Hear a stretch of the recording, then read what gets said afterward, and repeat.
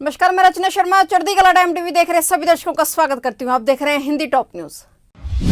लद्दाख में वास्तविक नियंत्रण रेखा पर 29 से 30 अगस्त की रात चीनी सैनिकों के घुसपैठ की साजिशों को भारतीय सेना द्वारा नाकाम किए जाने के बाद तनाव चरम पर है। बीते 4 महीने से लद्दाख में दोनों देशों की सेना के बीच टेंशन बनी हुई है, लेकिन भारतीय सेना के आक्रामक एक्शन से चीन सख्ते में है। अब सब कुछ बदला बदला नजर आ रहा है क्योंकि सरकार ने सेना को खुली छूट दे दी है। इसका असर अब जमीन पर भी दिख रहा है। चीन के साथ 4 महीने लंबे फेस ऑफ के बाद भारतीय सेना ने अपनी रणनीति एकदम बदल दी है। अब नो फर्स्ट मूव के जगह पैंगोंग में सेना ने पहाड़ों की चोटियों पर कब्जा जमाकर चीन को हैरान कर दिया है। भारत और चीन इस वक्त लद्दाख सीमा पर आमने सामने है। मई में शुरू हुआ तनाव अगस्त के खत्म होते होते एक बार फिर से चरम पर पहुंच गया है। इसी दौरान रक्षा मंत्री राजनाथ सिंह रूस के दौरे पर पहुंचे हैं, जहां पर उन्होंने शंघाई सहयोग संगठन की बैठक में हिस्सा लेना है। बैठक से इतर चीन के रक्षा मंत्री वे फेंग ने राजनाथ सिंह से मुलाकात की इच्छा जताई है। हालांकि अभी कुछ तय नहीं हुआ क्योंकि पिछले रूस दौरे पर ही राजनाथ ने किसी द्विपक्षीय बैठक में हिस्सा नहीं लिया था। गुरुवार को रक्षा मंत्री राजनाथ सिंह की मुलाकात रूस के रक्षा मंत्री सर्गी से हुई। दोनों नेताओं के बीच इस दौरान गजब की केमिस्ट्री दिखी। तो वहीं एक ऐसा फैसला भी हुआ जो पाकिस्तान के लिए खतरे की घंटी बना। गुरुवार को दोनों देशों के रक्षा मंत्रियों के बीच हुई बैठक करीब 1 घंटे से अधिक तक चली और भारत की मांग पर रूस ने वादा किया है कि वो पाकिस्तान के साथ नो आर्म सप्लाई की पॉलिसी जारी रखेगा, यानी पाकिस्तान को किसी तरह के बड़े हथियार सप्लाई नहीं किए जाएंगे। इसके अलावा भारत की सुरक्षा से जुड़े मामलों पर रूस ने पूरे साथ भरोसा भी दिया है। इस बैठक में रूस ने भारत के मेक इन इंडिया प्रोग्राम का समर्थन किया और अपनी ओर से योगदान की बात कही है।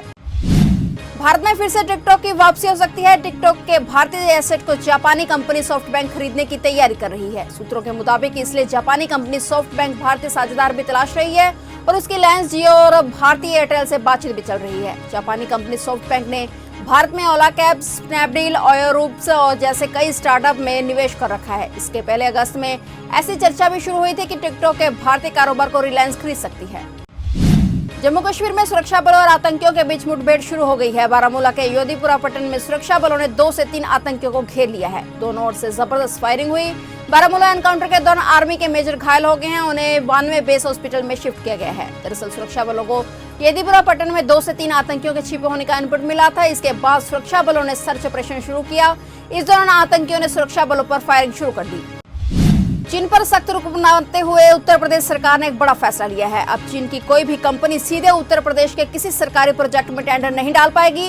राज्य सरकार ने अपने सभी विभागों को इस प्रतिबंध को लागू करने का यह कह दिया है और आदेश जारी कर दिया है। आदेश में कहा गया है कि सरकारी खरीद में चीन समेत किसी कुछ निश्चित देशों के बीडर्स और कंपनियों के शामिल होने पर रोक लगाई गई है।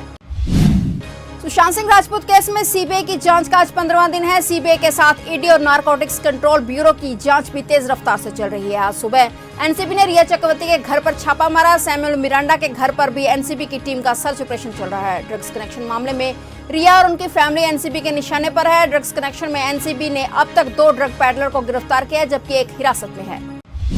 संसदीय पैनल ने महामारी के कारण आर्थिक मंदी का मुद्दा प्रमुखता से उठाने का निर्णय लिया है। कांग्रेस के पूर्व राष्ट्रीय अध्यक्ष राहुल गांधी ने वीडियो संदेश के जरिए मोदी सरकार पर हमला करने के लिए पृष्ठभूमि भी तैयार कर दी है। इसके अलावा कांग्रेस चीन के साथ लद्दाख में विवाद, लाइन ऑफ एक्चुअल कंट्रोल के हालात, महामारी, शहरी, गरीब और ग्रामीण आबादी पर लॉकडाउन के प्रभाव से जुड़े विषय पर भी संसद में मुद्दे उठाएगी। पैनल में शामिल नेताओं ने उन मुद्दों पर चर्चा की जिन्हें संसद में कांग्रेस पार्टी उठाएगी। उत्तर भारत समेत देश के कई राज्यों में भारी बारिश और बाढ़ से जनजीवन बुरी तरह से प्रभावित हो गया है। बिहार, यूपी, मध्य प्रदेश और गुजरात समेत कई राज्य बाढ़ से तबाही झेल रहे हैं। वहीं मूसलाधार बारिश, टूटते पहाड़ और भूस्खलन ने पहाड़ी इलाकों में रहने वाले लोगों की नींद उड़ा रखी है। इस बीच मौसम विभाग ने कई राज्यों के लिए भारी बारिश का अलर्ट जारी किया है। विभाग के मुताबिक हिमाचल, उत्तराखंड, राजस्थान, उत्तर प्रदेश, मध्य प्रदेश, हरियाणा, पंजाब, गोवा, कर्नाटक और तमिलनाडु समेत कई राज्यों में शुक्रवार और शनिवार को भारी बारिश परेशानी का सबब बन सकती है। हरियाणा और पंजाब में मौसम विभाग ने अगले 2 दिन में कई स्थानों पर बारिश या गरज के साथ हल्की फुहार पड़ने का अनुमान व्यक्त किया है। मौसम विभाग के अनुसार दोनों राज्यों की राजधानी चंडीगढ़ में अधिकतम तापमान 32 डिग्री सेल्सियस दर्ज किया गया और शहर में हल्की बारिश दर्ज की गई है। संयुक्त प्रवेश परीक्षा जेईई मेन 2020 के आयोजन का आज 4था दिन है। महामारी से बचाव के कड़े सुरक्षा इंतजामों के बीच ये परीक्षा हो रही है। हेल्थ मिनिस्ट्री ने जेईई मेन सहित फाइनल ईयर एग्जाम और अन्य परीक्षाओं की तैयारी के संबंध में नए दिशा निर्देश जारी किए हैं।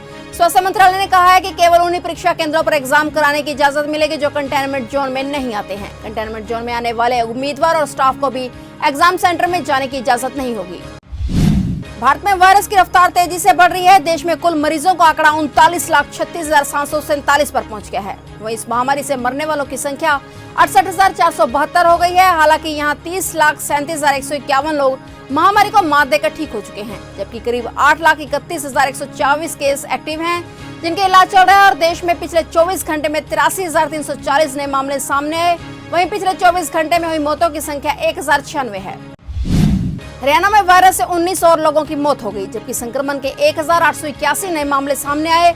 अधिकारियों ने जानकारी दी है और इसी के साथ हरियाणा में मृतकों की संख्या अब 740 पर पहुंच गई है और मामलों की कुल संख्या बढ़कर 70,099 हो गई है। राज्य में अभी 13,470 मरीजों का इलाज चल रहा है, जबकि 55,889 लोग स्वस्थ हो गए हैं। हरियाणा के मुरथल में 2 ढाबों के 75 कर्मचारियों के वायरस से संक्रमित पाए जाने के बाद दोनों ढाबों को सील कर दिया गया है। इनमें से 65 कर्मचारी दिल्ली से करीब 50 किलोमीटर सोनीपत के मुरथल में स्थित अमरीक सुखदेव ढाबे के हैं, जबकि 10 अन्य संक्रमित कर्मचारी दूसरे ढाबे के हैं। पंजाब में वायरस संक्रमण से 73 लोगों की मौत होने से मृतकों की संख्या बढ़कर 1,690 पर पहुंच गई है। वहीं संक्रमण के 1,527 नए मामले सामने आने से संक्रमण के कुल मामले बढ़कर 58,515 हो गए हैं। पंजाब में अभी 15,554 लोगों का इलाज चल रहा है। वहीं 1,529 मरीजों को ठीक होने के बाद अस्पतालों से छुट्टी दे दी गई है। इस प्रकार से पंजाब में महामारी से ठीक होने वालों की संख्या 41,271 पर पहुंच गई है। हिमाचल प्रदेश के जल शक्ति मंत्री महेंद्र सिंह ठाकुर भी पॉजिटिव पाए गए हैं। उन्होंने खुद इस बात की जानकारी दी। राज्य विधानसभा का मानसून सत्र शुरू होने से 4 दिन पहले ही मंडी के धर्मपुर विधानसभा क्षेत्र से विधायक ठाकुर वायरस संक्रमित पाए गए हैं। 70 वर्षीय महेंद्र सिंह ठाकुर ने फेसबुक पर एक पोस्ट में हाल ही में उनके संपर्क में आए सभी लोगों से पृथकवास में जाने और जांच कराने का आग्रह किया है। यहाँ विधानसभा का सत्र 7 सितंबर से शुरू होने जा रहा है। महामारी संकट से बुरी तरह से त्रस्त अमेरिका ने विश्व स्वास्थ्य संगठन से अलग होने के लिए अपने अलग कदम का ही ऐलान कर दिया है। अमेरिका ने साफ कर दिया है कि वह WHO की सहभागिता वाले महामारी वैक्सीन के निर्माण और वितरण के अंतर्राष्ट्रीय प्रयासों से अलग रहेगा। यूएस स्टेट डिपार्टमेंट के प्रवक्ता मॉर्गन ऑर्टेगस ने कहा है कि अमेरिका WHO से सम्मानजनक तरीके से हटने के अगले कदमों की घोषणा कर रहा है और अमेरिकी संसाधनों का पुनर्निर्देशन कर रहा है। महामारी संकट का सबसे ज्यादा असर विमान सेवा पर पड़ा है। विमानों के पहिए थम गए थे, जो अब धीरे धीरे अपनी रफ्तार पकड़ने लगे हैं। भारत में अमेरिकी विमानों को ग्राउंड हैंडलिंग ऑपरेशन देने के बाद अब अमेरिका ने भी भारतीय विमानों को ग्राउंड हैंडलिंग ऑपरेशन की इजाजत दे दी है। अमेरिकी परिवहन विभाग ने कहा है कि उसने अमेरिकी हवाई अड्डों पर भारतीय विमानों के ग्राउंड हैंडलिंग ऑपरेशन को बहाल करने की योजना बनाई। विभाग का कहना है कि यह घोषणा तब हुई है जब भारतीय हवाई अड्डों पर अमेरिकी वायुसेना के ग्राउंड हैंडलिंग ऑपरेशन को पूरी प्रक्रिया करने की अनुमति मिली है।